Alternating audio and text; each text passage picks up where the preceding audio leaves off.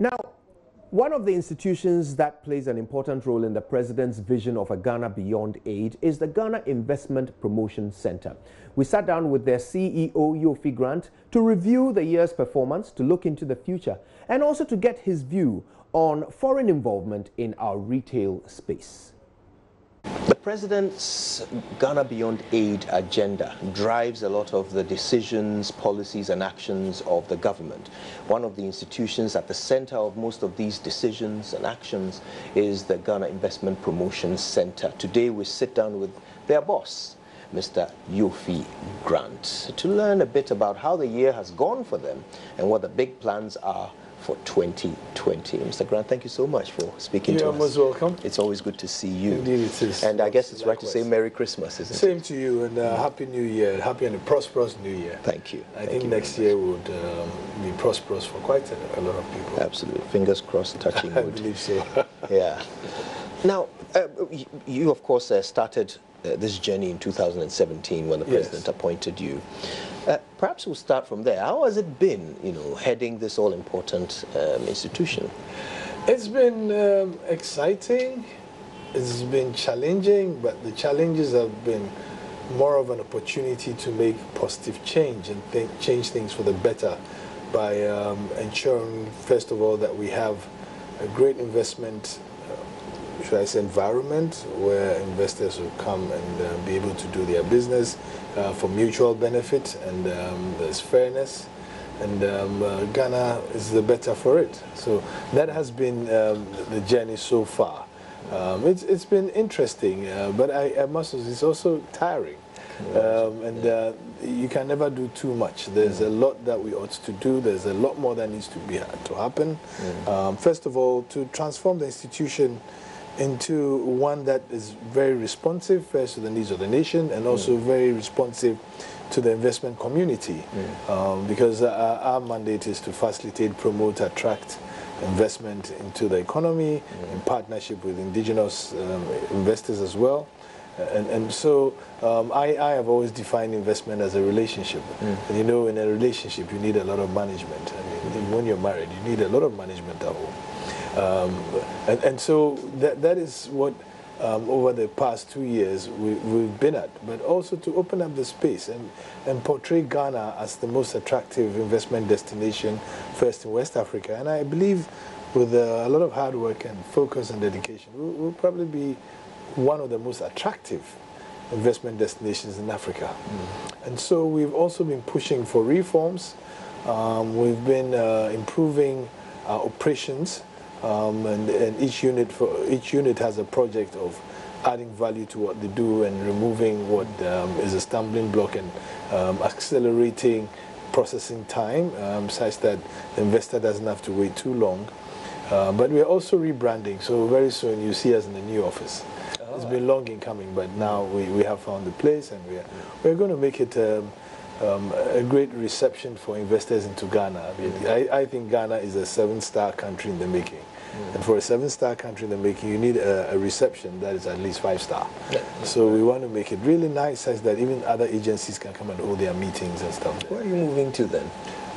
We have located some properties in cantonments near the police station. So we are preparing. We've gone through tender, the procurement process. We've gone through the legal thing. The board has approved it, and we're also being kicked out of here because the government needs the office. We should have long moved out because, unfortunately, this is not the best office for an investment promotion agency. I am sure you yourself, you've had a bit of a challenge getting here. You have to climb up 4 flights of stairs, and sometimes some of the people who come here, their ages and their prominence, they just wonder, you want my money, you want me to climb up 4 flights of stairs. When they come in, they're all sweaty and panting. But apart from that too, we are finding it difficult to keep the whole staff in here.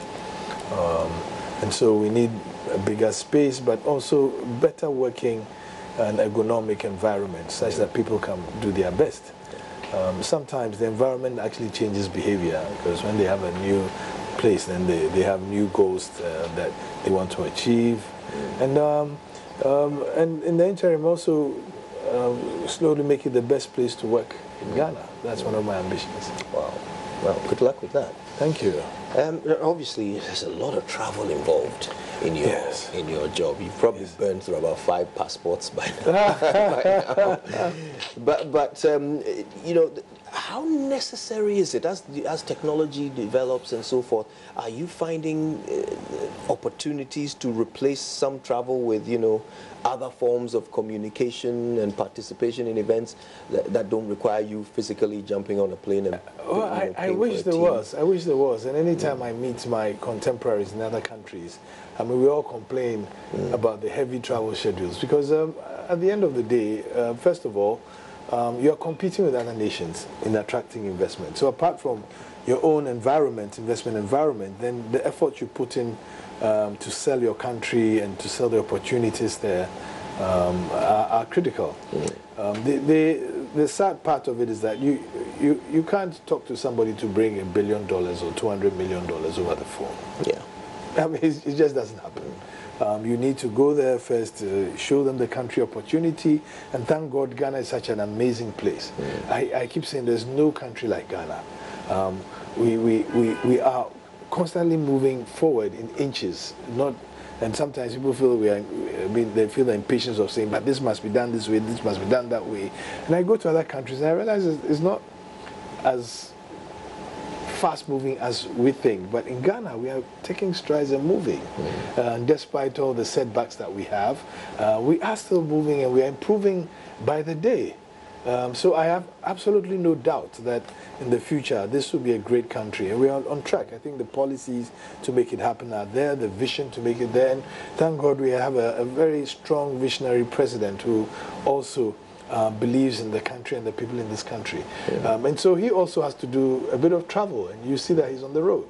It is, I tell you, it's inspiring. He's tireless, he's constantly at it, and sometimes I see some of us who follow him around struggle a bit, but he keeps going. So it's very motivational, and you keep going, and you are at it day in, day out. I mean, there are times when I've seen him fly through 3 countries, and you think that when he gets there, he will stop. No, he doesn't.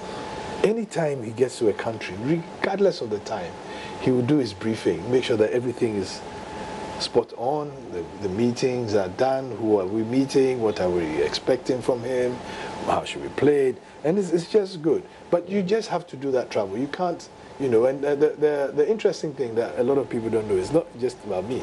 I mean, there are times when I've found it very difficult because almost all the directors are out, they've had to travel to some country or the other. Because suddenly, Ghana is like, you know, the jewel on the crown. And everybody wants, every country, all the foreign missions are on your back. You've got to do this trip to my country. You have a group of people who want to meet you. And so we do those. GIPC has its own program. And then in some travels of the presidency, I go along with him.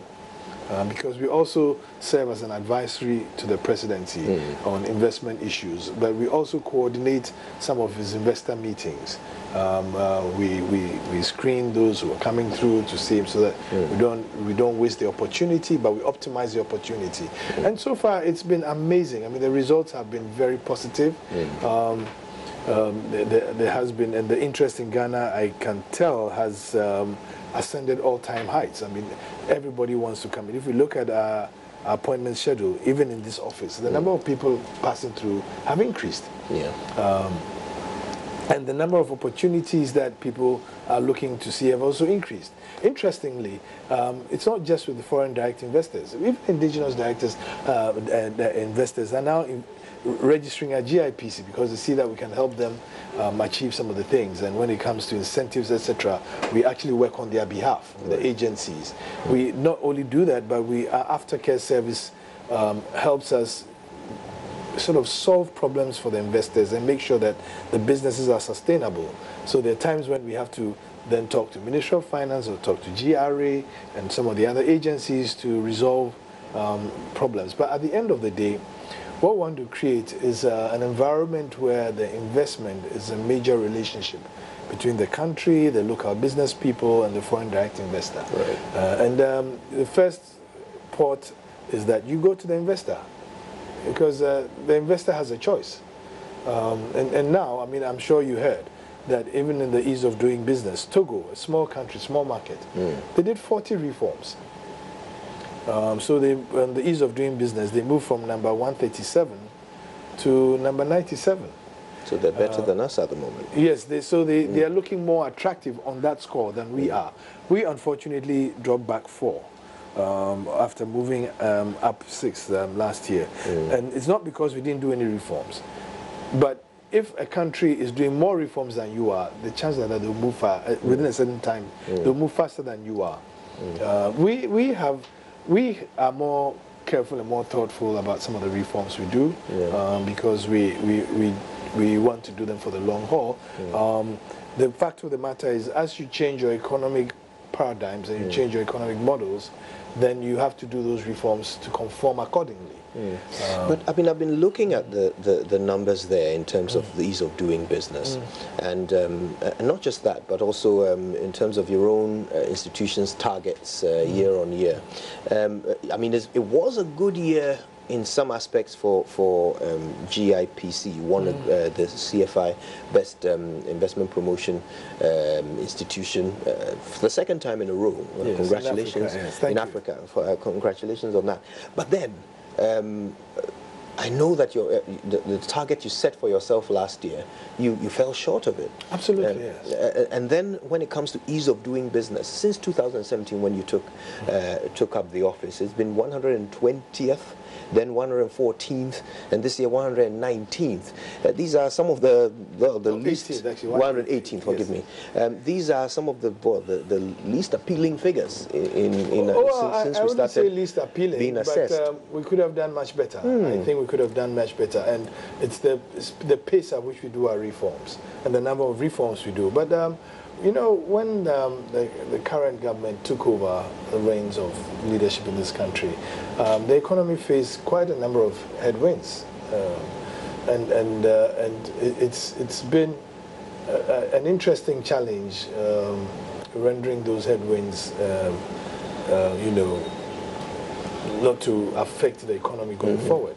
There are many issues that we had to resolve. So the Ministry of Finance, for example, focused on bringing about macroeconomic stability through fiscal consolidation, much more prudent debt management, and then also ensuring that there were reforms to improve the business environment. And the business environment is not for foreign direct investment only, it's for local people as well. So the local business person can go about his business without encumbrances and can go out and do his business very well, make his money, and pay more taxes. And I keep saying that the model is very simple. The more investments you have, the more businesses you have. The more businesses you have, the more jobs you create. The more jobs you create, the more government can collect its taxes, and the more that you can open the space for other economies. You know, so for example, if we take the model of the one business, one district, one factory, which I say that it's democratic economics, because then you have businesses in every nook and cranny of this country, each of the 260 districts in this country. Can you imagine if factories or manufacturing facilities were set up in each of these 260, what it does for job creation, what it does for other ancillary businesses? Because once you set up a factory, then you have to find people in marketing, you have to find people in distribution. Even the simple woman who makes food can then set up a little shed and make food for the workers in the place. So it creates a multiplier effect within the regions. But also, because we are positioning ourselves as a hub for West Africa, then it's easier to move into the sub-region with your exporting your products, if you so wish. I mean, we can imagine it, but that's the problem. So far, that's all we've done for most of our districts. No, not really. As you might have heard quite recently, 58 of them are already in operation, doing things. And that's 58. Yes, out of how many hundreds? But if you've been in business before, you will know, without any shred of doubt, that you don't set up factories in 3 months, 6 months. You do a feasibility. In some cases, the bigger the factory, you do a pre-feasibility, then a feasibility, and then you go through the process of actually getting to the business to proof of concept. In some cases, some of these things can take 2 years, 1.5 years. And I'm not sure that anywhere in the pronouncement of the government, they said that in 2 years we'll set up all the 260 companies. What government said is that we will bring this policy of setting up a factory or manufacturing thing in each of the 260 districts. And we are progressing. If in 3 years you set up 58, that is not bad. It's much better than what transcended the previous years, when none at all was set up. So it's a marked improvement, you know, and I'm not sure it's a question of rapid fire deployment. No, it's because almost all these factories, etc., are not going to be necessarily funded by government. They are private sector things. So even as you present your plans to the Ministry of Trade, that this is what you want to do under the one district, one factory, they also have to do their own evaluation and screen to make sure it's a sustainable business. And that takes time. Can you imagine if you had 200, suddenly you had 200 businesses to review? That will take quite a bit of your time, because you have to go and look in the area, come back, write your reports, make sure the finances work, all that. But the important thing is that a certain number are working. There are many others in progress. I know that there are over 170 that have been looked at and are being processed. And some may happen this year, some may not, some will go into next year, some will go into the next year. But the important thing is that at some point you get to have the 260 factories in each of the, in the districts, not in each, in the districts. And that will create another economic, you know, avalanche where people now would do things based on that. And that's a very important part of the build of the economy. And for us, it's important to also present that as an investment opportunity, not only for foreign direct investors, but for Ghanaians as well. Right. And so far, many of them that we've seen are by Ghanaians. But now we are seeing foreigners coming and they're applying for one district, one factory status, because then they also believe that it will enable them to have cheaper source of funding and some incentives. But it's all well and good because you create jobs, you create opportunity for others. Okay. Let's also talk about your targets. Right. We mentioned last year, didn't go as planned. What was the target for this year? Oh, 10 billion. Okay. How are we doing? In achieving that number before the end of the year, of course, yes, we are short of that. But for me, the number per se is not as important as creating the opportunities that they come. Because some of the projects, and I'm sure you heard Aker of Norway, who we've been talking for a while, the project they want to do, in its entirety is about 7 to 8 billion or $10 billion. That's one project. That's one project. Assuming that they were able to achieve everything they wanted to do in a year. That's your target met. But that's just one project. And you don't want that. You want a diversified flow of or inflows into various sectors of the economy. So how close did we get to the target? No, we didn't get close. We didn't even get to half, although I know that the Aker deal has been signed. But in this first year, they're not spending 10 billion. In some other countries, they would probably have said, yes, we brought in 10 billion that year, but we don't do that. We actually look at what comes in, either as cash or equipment. Right. That's what we log in. And we sometimes even lose out on some of the numbers, because when some of the existing investors come back with increased investment, we don't register it because they don't come back to us. So we're trying to create an information and data portal that enables us to catch that with our aftercare service. So we track all foreign direct investors, and we see whether they're expanding, whether they're doing more. And it may well be that some of them, the expansion reinvestment may eclipse what they brought in the first time. So that is a challenge that we have in getting the numbers together. Also, we to find how much foreign direct investment comes in means you have to look at the other sector ministries and what they have seen as investment. For example, in agriculture, how many foreign direct investments have entered? Sometimes they only register registrar generals and they don't come back to us. Right. But the law says that every foreign investment must be registered at GIPC. There's the Petroleum Commission, there's the Mining Commission. All those were also registering foreign direct investments, or are. And it's critical that we are able to harness all that data to get a complete picture. And it's a bit of a challenge. So are you talking to the Registrar General? Is this a problem that is being solved? Yeah, the Registrar General, we've solved it. The other agencies takes a bit more time. because for them, some of these things, they see them as revenue streams. So when we try to impress upon them that we don't license, we only register, and for national benefit. But you know, it's interesting the way you ask the question, because very often when you talk to people, they seem to think that GIPC as itself has the numbers. The numbers are for Ghana. It's not for GIPC. And so people tell you, well, sometimes people say, how much foreign direct investment have you brought in?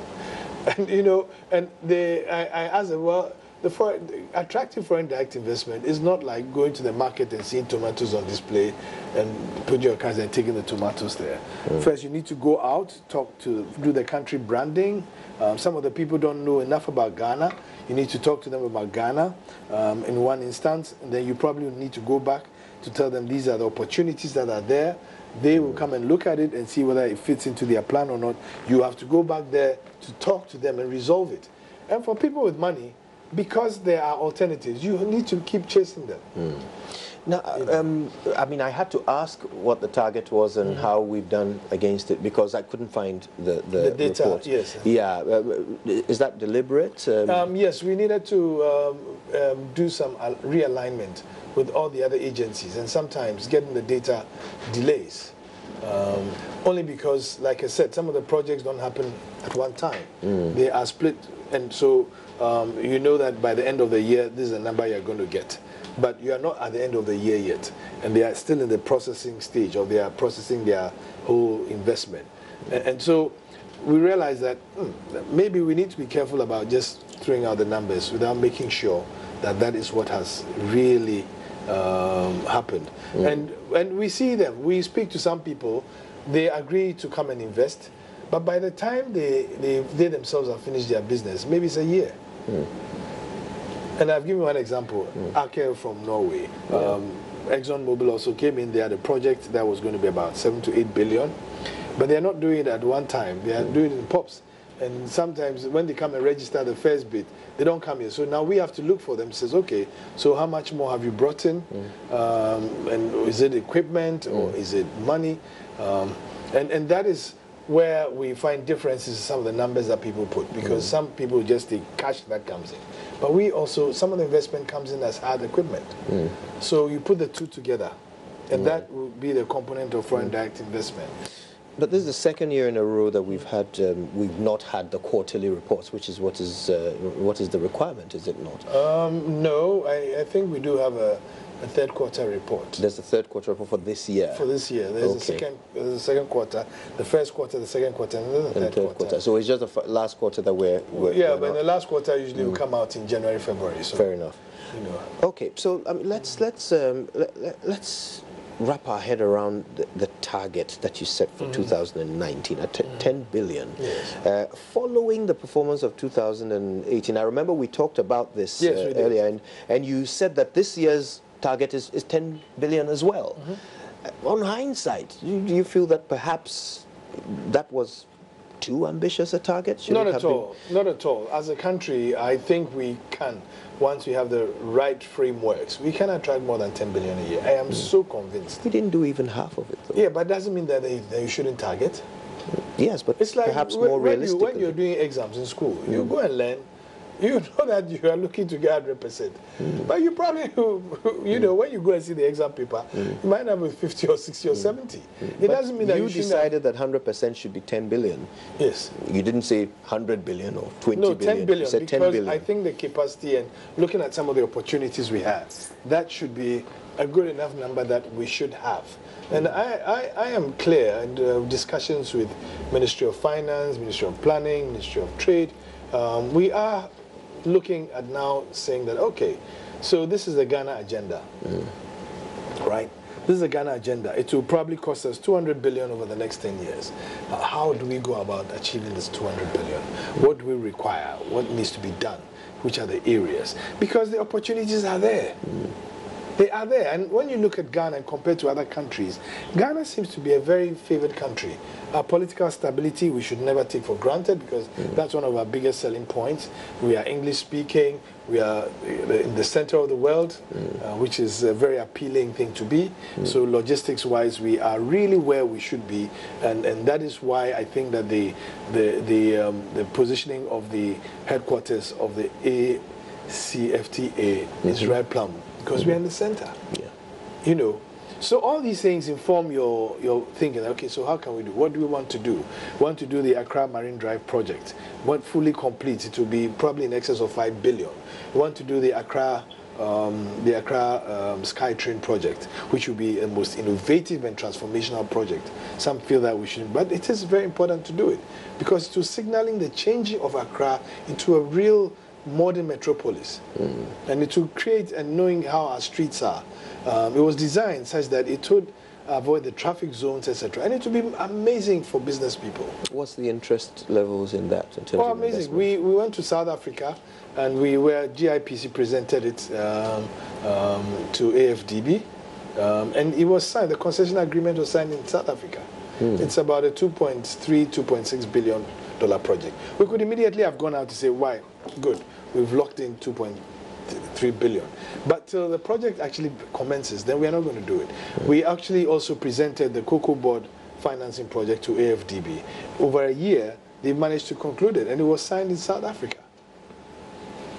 So these are two deals, close to 2.9 billion, that we could have said, well, yes, that's what the foreign investment that we are attracting to Ghana. But we are more cautious. Okay, let's see it happen, and then we would put it in. So, and there are many others. There are others that are in the oil and gas industry that are looking for things. Recently we went to Europe, and some of the companies that we met, like Scania, they want to put an assembly plant here. They want to put a training school here. Went to Norway. Almost all the major companies. Aka was there. Aka Solutions, which is already doing a business in Ghana and training Ghanaian engineers, and then Aka Energy, which is going to the oil and gas fields. And then there are others who are looking at the onshore deposits. And all these ones, if you put them together, you are way in excess of the 10 billion. But for me, I want a target that I should strive to meet. I don't want a cheap target. And I think that the opportunities that we have merit that target. Now, it's for us internally to create the opportunity to make it happen. The speed of execution, the legal frameworks, to make sure that we have sustainability and we have mutuality on the agreement between the investor and the opportunity. And these are not just, and people always think that we only work for foreign direct investors. No. Even for Ghanaians. We want Ghanaians to also invest in some of the areas, but we also understand the limitations of capital. Because if there's a project that's $200 million here, we know very well, and to be brutally frank, that you are not going to easily find $200 million in the private sector in Ghana to invest in a project like that. You know. So, but having said that, if there's opportunity, and we can actually harness that opportunity to lock in the local businesses as well. Yeah, so when GIPC goes out now, we go with private sector business people. We go with some of the agencies. We go with Ghana Export Promotion. We go with the free zones. The last one we went to in North Europe, we went with the GNPC, Ghana National Petroleum. Went to the Petroleum Commission, and then they were able to get deals signed. You know, so that's how it happens. It's not a thing like you walk into a supermarket and you walk out with your goods. It's a process. Well, we're talking to Mr. Yofi Grant. He is, of course, the boss of GIPC. We're reviewing the year.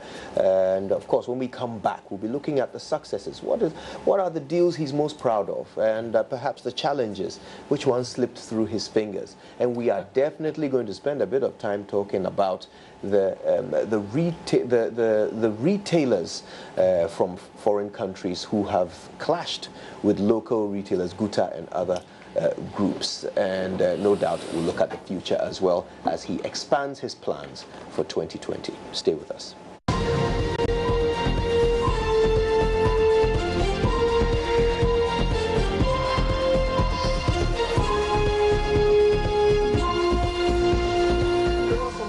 We're continuing our conversation with Mr. Yofi Grant, who heads the GIPC. And so far we've learned quite a lot. And of course, 2019 has been a roller coaster for some. Right. How has it been for GIPC? What are the highs? Let's start from there. You know, what deals are you particularly proud of? What progress, brings a smile to your face in 2019? Well, it's been an interesting year. First, as I mentioned before, we've seen a lot more people pass through in terms of numbers, and it's still difficult because I have to travel with the president, and I have to travel with the foreign minister. Sometimes I have to travel with the Minister of Finance and Minister of Trade. So between that, you also have to juggle the internal stuff that you have to do, so that everybody gets the attention that they require. But yeah, there have been some interesting one. I think that Aker from Norway one is an important one enough, because in the oil and gas is there. But there are some other interesting ones like Sinotrack, who are assembling trucks, like the power project in Tema, early power, which is also one that came in using very innovation double cycle turbines from GE, combined cycle turbines from GE that you can actually move around. So that's exciting for me. And then, of course, there are some of the other ones which we really, some of the mining companies are now coming back to Ghana to look at gold mining, bauxite mining, and then even in agriculture. One or two of the major farmers we took out got very strategic partnerships that have made them double their output and double their farm sizes, etc. So those have been very exciting. But for us, I think that we can never pat ourselves on our backs if we haven't seen that transform into double-digit growth in our economy. And for me, that is where I see the investment sector driving growth in this economy. That's why we have that target of 10 billion, because we've just had our own modeling which says that if we can attract 10 billion a year, we think that 1 billion can add an additional 1 percentage point to GDP growth. Right. Or at worst, half a percentage point. So if we have a general growth of 5% and you bring in 10 billion, you can actually move up your GDP growth to 10 billion. It's a simple model we're using to enable us push forward to get the relevant investment in. But the opportunities are there. We need to develop our infrastructure. I spoke about the Accra Marine Drive project. I spoke about the SkyTrain project. I spoke about housing projects. There are quite a number. Yesterday, I sat here with a gentleman who has all the money you can think of. He wants to do 100,000 homes in Ghana. Wow. And he's a global investor. The money is not the issue. But then there are kinks within the system that they need to iron out, and they can do it. The UNDP, UN Ops, had a project to do another 100,000 homes in Ghana. Very exciting project. And they are looking at investing a total of 5 billion into that whole affordable smart city project for Ghana. And we've spoken to them last year. I spoke to them in Davos. They followed them. They've accelerated it, and they're here. Even Zipline. Zipline came to this office first. And they came and they were doing exploratory to see whether the market was receptive to them. And I clearly told them, if you wanted to do a project like that, Ghana is the place for you to do it. Because Rwanda had started, but they thought that, well, yeah, they could improve their footprints all over the continent. I said, Ghana is the best place to do it, and because we'll move fast once we agree that it's okay. So we've had some interesting investors come through. There are more that haven't yet crystallized. And I bet that if those crystallize, we'll see a different economy than we have. Going through Europe, the last mission that we had, we took close to 40 Ghanaian business people through Denmark, in Copenhagen in Denmark, Stockholm in Sweden, and then Oslo in Norway. And it was very exciting for the business people. And for me, it was those are my highs. When I see them engaged and people are striking deals, people are doing partnerships, that's my high. My low is sometimes, the travel, you are constantly on a flight through an airport, and sometimes it can get frustrating, And some will say, well, you're traveling too much. But that's where the investor is. You've got to go where the investor is. The investor is not here. He's sitting in Denmark, in Sweden, in Germany, in South Africa, in the United States. And the funny thing, though, and all my contemporaries, all the other countries say that the more they see you, the more they believe in your story. And the interesting thing about Ghana is that my story is always very consistent with what the president says. So it creates that sense that, oh yeah, Ghana is a place. And everywhere you go right now, Ghana is high on the agenda of most business people globally. We had some news in 2018 that by January this year, we would have a VW assembly plant. Toyota was coming too. Right. What happened? They all, like I told you, you see, we assume that when we say VW is coming, then in 3 months VW can put it. But there was a timeline. They said January. Yes, of course they said January, but they have to prepare their land. They have to get their land. Even the land registration itself, which one would assume shouldn't take a long while, will have a protracted thing, so they can't do it. They have to wait and resolve all these things. But thankfully, they believe that by end of first quarter, they will have the first car rolling. They're using a modular assembly plant strategy, so it's easy to deploy the factory and then go through. But, you know, some of these things, like say, we think that, oh, it's happened in a year. They have to go through environmental protection. They have to make sure that they have other things that they certifications. They also have to make that the regulatory environment is right. For example, you're going to assemble cars over in Ghana. You have to now start looking at fuel quality. You have to make sure that you are getting the right spare parts. And it's interesting. I mean, when VW first went to South Africa, people said, oh, South Africans don't have money to buy. Today, they are producing original spare parts, OEM spare parts. They are also conscious of their fuel quality, etc., etc. And those are the things that we need to do, because it's just not okay to just assemble the cars if the spare parts are bad and we're not getting original spare parts. It's also not okay if we assemble the cars here and the fuel quality is not good. I mean, right now in Europe, they are at stage 5 and stage 6 quality fuels.